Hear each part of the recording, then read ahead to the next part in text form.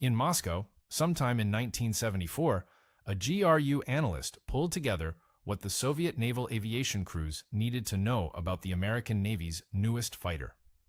The briefing document, parts of which surfaced decades later through Russian aviation historians, used a phrase that translates roughly to exclusion weapon. Not a fighter, a weapon system that excluded you from an entire volume of sky. The analyst had it almost right. He'd underestimated the range by about 15%. The F-14 Tomcat carried the AIM-54 Phoenix missile. 6 of them. Each one could reach out and kill a target more than 100 miles away. No other fighter on Earth carried anything like it. Soviet Tu-22M Backfire bomber crews ran the math themselves and arrived at a conclusion their commanders didn't want to hear. A single F-14 could engage 6 separate targets simultaneously, at distances where the bomber crews couldn't even see the fighter on radar. You're dead before you know someone's shooting. If this is new to you, hit subscribe so you catch the rest of this story. Drop a like if you're already hooked. And if the Soviet side of this gets something wrong, leave a comment. Somebody out there has a better source than I do. The AWG-9 radar made it possible. Hughes Aircraft built it to track 24 targets and guide missiles to 6 of them at once. In 1974, nothing else in the world could do that. The Soviet Zaslon radar aboard the MiG-31 wouldn't fly for another 7 years, and even then it handled 4 simultaneous engagements, not 6. The gap in capability sat there like an open wound in Soviet naval planning documents throughout the mid-70s. According to a former Soviet naval aviation officer interviewed by Russian journalist Andrei Fomin in the early 2000s, Backfire crews training for anti-carrier strikes in the Norwegian Sea received updated threat assessments every few months. Each update made the F-14 sound worse. First, it could hit you at 80 miles, then 90. Then the number climbed past 100. The crews started calling the Phoenix the long arm, dlinnaya ruka. Fomin's interview transcripts don't specify which regiment. That detail apparently didn't survive the recording. What the Soviet briefings got wrong tells you something. They assumed the Phoenix had a kill probability around 90%. The actual number, based on limited test firings, hovered closer to 60 or 70% under optimal conditions. Peacetime tests against drones. No jamming, no evasive maneuvers. The Soviets gave the weapon more credit than Grumman's own engineers did. But that overestimation shaped doctrine. Backfire regiments developed saturation attack profiles, mass raids designed to overwhelm a carrier battle group's F-14s by sheer numbers. The math required committing 30 or more bombers against a single carrier, 30 airframes, 60 aircrew, and all the tanker support to get them there. The cost of approaching one American ship. The F-14 didn't need to shoot down every bomber. It needed to make the Soviets plan as though it could. Deterrence measured not in kills, but in the size of the strike package your enemy had to assemble before he'd even consider approaching. By that metric, the Tomcat worked before it ever fired a shot in anger. The smell inside a carrier's combat information center is always the same: recycled air, hot electronics, and coffee that's been on the burner since the last watch. In November 1970, the men inside USS Kennedy's CIC stared at their screens and watched a problem they couldn't solve. Soviet Bear D reconnaissance aircraft were orbiting just outside the battle group's defensive perimeter, relaying targeting data back to submarines they couldn't find. The F-4 Phantoms on combat air patrol could chase the Bears away, but the Phantoms couldn't stay out long enough, couldn't see far enough, and carried missiles that needed the pilot to guide them all the way to impact. One target per fighter, one at a time. The Navy had known this was coming. Vietnam had already exposed the gap in terms nobody could ignore. Over Hanoi, Phantom crews discovered that their radar-guided Sparrow missiles failed roughly 2 out of 3 times. Missile reliability was part of it. But the deeper problem was doctrinal. The Navy had built its fighter force around a missile that demanded the launching aircraft fly straight and level toward the target until impact. In a sky full of surface-to-air missiles and MiGs, flying straight and level killed you. Against Soviet bombers carrying anti-ship missiles, the stakes multiplied. A MiG over Vietnam might shoot down one airplane. A backfire over the Norwegian Sea could sink a carrier with 5,000 men aboard. The fleet needed a fighter that could kill incoming bombers at ranges so extreme that even if some leaked through, the battle group's surface-to-air missiles had time to catch them. 2 layers of defense. The Phantom gave them one, and it was thin.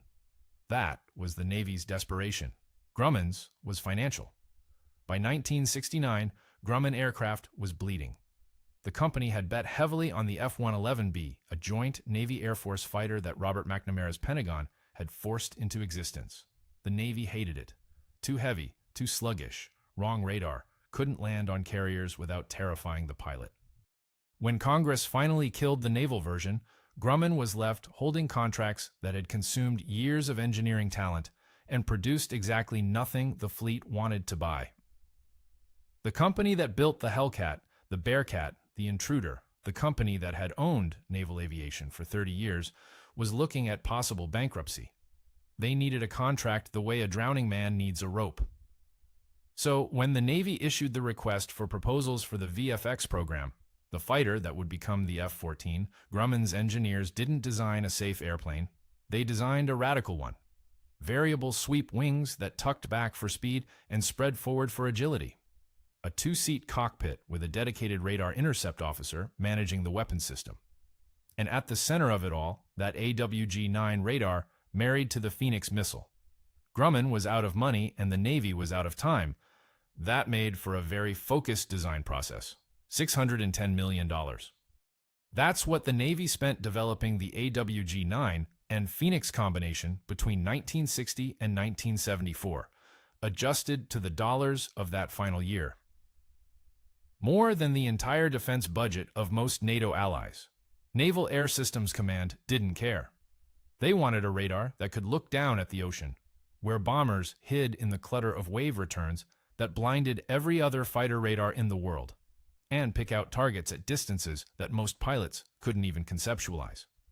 Hughes aircraft started with a problem that sounds simple and wasn't. Radar waves bounce off ocean surfaces. A fighter looking down from 30,000 feet sees the sea as a wall of noise. Any target flying low, and Soviet doctrines specifically called for low-altitude penetration runs, disappeared into that noise like a whisper in a stadium. Hughes needed the AWG-9 to distinguish a bomber-sized return from millions of wave-sized returns at ranges beyond 100 nautical miles, while the fighter itself was moving at combat speed. The engineers solved it with pulse Doppler processing. The radar measured the velocity of every return. The ocean wasn't going anywhere. The bomber was. Filter by speed, and the bomber pops out of the noise floor like a lighthouse. The concept had existed in laboratory settings. Hughes made it work in a box that fit inside a fighter's nose, survived carrier landings, and operated in salt air that corroded everything it touched. That was the first climax, proving the physics worked inside an airplane. The second took longer and hurt more. The Phoenix missile itself nearly died 3 times. The first AIM-54 prototype failed its initial guided launch in 1966. The missile flew. It just didn't go where it was told. Guidance problems. Hughes went back to the bench. The second crisis came in 1969 when Congress, already furious about cost overruns on the F-111B, threatened to cancel Phoenix funding entirely. Captain William Harris at NAVAIR, and I only know this name because a retired Hughes engineer mentioned him in a 2008 interview with the Smithsonian's Oral History program. The interviewer was actually there to ask about a completely different missile. Harris's name came up as an aside about bureaucratic persistence, and the archivist almost didn't transcribe that section. Anyway, Harris apparently walked the Phoenix budget through 7 separate congressional review sessions in a single fiscal year. 7. Each time repackaging the same program with different emphasis. Sometimes it was a fleet defense weapon, sometimes a technology demonstrator, sometimes a jobs program for Connecticut. Whatever the committee needed to hear that week, the missile survived. Meanwhile, the Soviets weren't sitting still. Their Electronic Warfare Directorate, the unit responsible for jamming and countermeasures, began developing dedicated Phoenix defeat systems by 1972. They knew the AWG-9 used pulse Doppler. They knew the Phoenix used semi-active radar homing in its terminal phase, switching to active homing in the final seconds. Soviet countermeasures focused on the transition between those two modes, the brief window when the missile was switching ears, so to speak. Navar learned about the Soviet countermeasure program through intelligence channels and responded with what engineers called home on jam.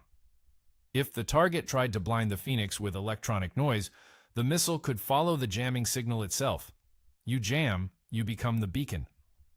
The Soviets were building a flashlight to hide in the dark, and Navar turned it into a homing signal. This cycle, capability, countermeasure, countermeasure, consumed most of the early 70s.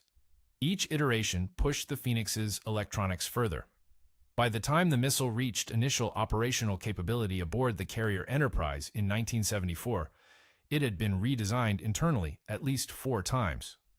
The airframe looked the same. The brain inside was a different animal. The final validation came on November 21, 1973. A single F-14 launched 6 Phoenix missiles against 6 separate targets in under a minute. 4 hit. 1 suffered a guidance failure. 1 had a fuse malfunction, it reached the target and didn't detonate. 4 out of 6 against targets flying at different altitudes and different speeds engaged simultaneously. No other weapon system on the planet could do that. The Soviets knew it, and now they had to plan around it. We had about 40 seconds to prove the whole thing worked, or prove we'd wasted 10 years. That's a retired Grumman test engineer paraphrasing the mood at Point Mugu, California, on November 21, 1973. I can't give you his name. He asked not to be identified when he spoke at a Society of Experimental Test Pilots gathering in 2012. But he remembered the 40 seconds. The F-14 was at altitude over the Pacific Missile Range. Below and ahead, 6 target drones flew at different speeds and different altitudes, some high, some skimming low, 1 pulling a turn. The geometry was designed to simulate a Soviet raid. Not identical targets in formation. A mess. The kind of mess a carrier battle group would actually face. The radar intercept officer in the back seat had all 6 on the AWG-9's scope. 24 targets tracked, 6 locked. The system told him it was ready. He told the pilot began firing. 6 Phoenix missiles left the rails in 38 seconds. Each one dropped away from the Tomcat, ignited, and climbed toward a target the crew could not see with their eyes. 1,000 pounds of missile per shot. 6,000 pounds of ordnance gone in barely half a minute. The F-14, suddenly 6,000 pounds lighter, pitched upward from the change in weight. Then waiting. The Phoenix flies at better than Mach 4. Even at that speed, crossing 100 miles takes time. In the CIC at Point Mugu, range safety officers tracked 6 missiles on 6 separate vectors, diverging across the sky like fingers spreading from a fist. 4 drones died, clean intercepts. The 5th Phoenix suffered a guidance failure and went stupid, flew its ballistic arc into empty ocean. The 6th reached its target and didn't detonate. The fuse failed. A perfect intercept with a dud warhead. The engineers argued about that 6th shot for weeks afterward. Is that a success or a failure when the missile does everything right except the last thing? 4 out of 6, 67% against 6 simultaneous targets at ranges that would have put the launching aircraft beyond detection by every Soviet radar then flying. The test was filmed. The telemetry was recorded. Point Mugu forwarded the results to the Pentagon the same day. Somewhere in Moscow, the saturation math changed. 30 bombers against 1 carrier was no longer conservative. It was optimistic. November 1974. Aboard the carrier Enterprise, somewhere in the Western Pacific, an F-14 Tomcat sat on the flight deck with 6 Phoenix missiles slung beneath it. The aircraft wasn't going anywhere. It didn't need to. A Soviet Tu-95 Bear had been shadowing the battle group since dawn, and the Bear's crew could see the Tomcat clearly enough through their own optics. They could count the missiles. That crew flew home and filed a report. Within weeks, Soviet Naval Aviation began rewriting its primary anti-carrier strike doctrine for the first time in a decade. The previous playbook had been straightforward. A regiment of Backfire bombers, perhaps 24 aircraft, would launch a coordinated salvo of anti-ship cruise missiles from standoff range. The missiles would arrive at the carrier group in a wave. Some would be intercepted. Enough would get through. The math worked because the Navy's Phantoms could only engage targets one at a time. 24 missiles arriving simultaneously against 8 Phantoms meant 16 missiles nobody was shooting at. The Tomcat destroyed that arithmetic. 2 F-14s on combat air patrol carried 12 Phoenix missiles between them. 12 simultaneous engagements at ranges where the bombers hadn't even launched yet. Kill the bombers before they fired, and the cruise missiles never existed. The Soviets weren't facing a defensive problem anymore. They were facing an offensive one. How do you get close enough to shoot? Their answer was saturation on a scale that terrified their own logistics officers. Internal Soviet planning documents, declassified fragments of which appeared in Russian military journals after 1991, described the requirement as simultaneous arrival of no fewer than 100 cruise missiles against a single carrier battle group. 100. To generate that volume, you needed roughly 40 to 50 bombers supported by dedicated jamming aircraft, decoy launchers, and submarine-launched missiles timed to arrive in the same window. Coordinating that force required everything to go right. Every bomber had to reach its launch point. Every missile had to fire. The timing had to be precise enough that the salvo arrived as a mass, not a trickle. One squadron delayed by headwinds or mechanical failure, and the window collapsed. The F-14s picked off the stragglers. The Aegis cruisers handled the remainder. The Soviets knew this. Their own wargaming showed that the 100-missile requirement pushed mission success probability below 50% under realistic conditions. Fuel, maintenance, coordination, weather, American submarines hunting the bomber bases, every variable degraded the plan. So, they started looking for alternatives. Submarine-launched ballistic missiles with conventional warheads, supersonic sea-skimming designs that traded range for speed. Entire new classes of aircraft designed for nothing except surviving long enough to launch. All of it, every ruble, every engineering hour, every new weapons program, existed because 2 men in a Tomcat could press a button 6 times in 38 seconds. The F-14 never sank a Soviet bomber. It sank Soviet strategy. The Tomcat, hanging from the ceiling of the National Air and Space Museum's Udvar Hazy Center, still carries its Phoenix rails. Empty, obviously. But the pylons are there, 6 of them, and if you stand underneath and look up, you can see the wiring hardpoints where each missile's umbilical connected to the AWG-9. The docent will tell you about the variable sweep wings. Nobody mentions the wiring. The aircraft was retired in 2006. The Navy shredded most of the remaining airframes, ran them through industrial choppers, and sold the metal as scrap. They did this specifically so Iran couldn't buy spare parts. The Islamic Republic's Air Force still flew F-14s, the ones the Shah had purchased in the 70s, and they'd been quietly acquiring components through back channels for decades. So, the Navy destroyed its own legendary fighter to keep it out of the supply chain of a country that was, in the final accounting, the only nation that ever fired the Phoenix in combat. Iran shot down Iraqi aircraft with American missiles during the Iran-Iraq War. At least 3 confirmed kills, possibly more. The weapon system designed to defend carrier battle groups against Soviet bombers found its actual war over the Shatt al-Arab waterway, launched by pilots who'd been trained at Miramar before the revolution and then spent years as enemies of the country that taught them. The doctrine survived the airplane. The Navy's current fleet defense concept, distributed lethality, cooperative engagement capability, the SM-6 missile fired from Aegis destroyers using targeting data from airborne sensors, is Phoenix thinking with better hardware. Track at distance. Engage before the threat launches. Make the enemy's strike package so large that assembling it becomes the strategic problem. The Tomcat is gone. The math it introduced is permanent. The Soviets, for their part, never solved the problem. They spent 15 years and unknowable billions developing counter-Tomcat doctrine. Then the Soviet Union dissolved and Russia inherited a navy it couldn't fuel. The carriers, the Backfires, were supposed to sink, kept sailing. The bombers rusted at their bases.